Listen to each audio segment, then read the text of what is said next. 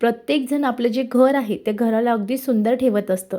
पण एखादा व्यक्ती जर आपल्या घरात आला आणि त्यांनी आपल्या घराला सुंदर म्हणलं, तर त्याची नजर आपल्या घराला लागत असते. मग आपल्या घरामध्ये सततची भांडणं, कटकट, वादविवाद किंवा अनेक आरोग्याच्या समस्या आपल्याला होत असतात. मग आपल्याला कळतं की ती व्यक्ती आपल्याकडे येऊन गेली आणि त्यानंतरच आमच्या घरात जी भांडणं आहेत, जी कटकट आहे, त्याला सुरुवात झाली आहे. मग तुम्हाला जर तुमच्या घराचा जो नजर दोष असेल तो काढायचा असेल किंवा तुमच्या घरात कोणतीही व्यक्ती येऊन गेली पण त्या व्यक्तीमुळे तुमच्या घरात नजर दोष लागलाच नाही, असं जर तुम्हाला करायचं असेल तर येत्या 3 जानेवारीला तुम्ही हा अतिशय साधा आणि सोपा उपाय करू शकतात. तुम्ही हा उपाय अमावस्या, पौर्णिमा किंवा मंगळवार, शुक्रवार देखील करू शकतात. काय करायचं आहे, तुम्हाला भाजी मार्केटमध्ये जायचं आहे आणि तिथे एक कोहळं नावाचं जे फळ आहे ते आणायचं आहे.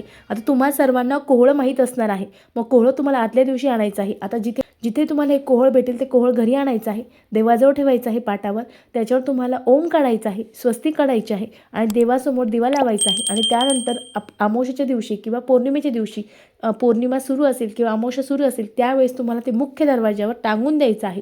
दरवाजावर अशा प्रकारे टांगून द्यायचं आहे की त्या खालून प्रत्येक व्यक्तीचा वावर होईल आणि जर तुमच्या घराला नजर दोष लागला असेल तर ते जे कोहळ आहे ते लवकरात लवकर खराब होईल. त्याला काढायचं आहे, वाहत्या पाण्यात टाकायचं आहे आणि परत तुम्हाला अमावस्या, पौर्णिमा किंवा मंगळवार किंवा शुक्रवार ते तुम्हाला त्या ठिकाणी अडकून द्यायचं आहे. असं केल्याने आपल्या घरातील नजर दोष जातो. आपल्या घरातील कटकट, दारिद्र्य, दुःख नाहीसे होतात.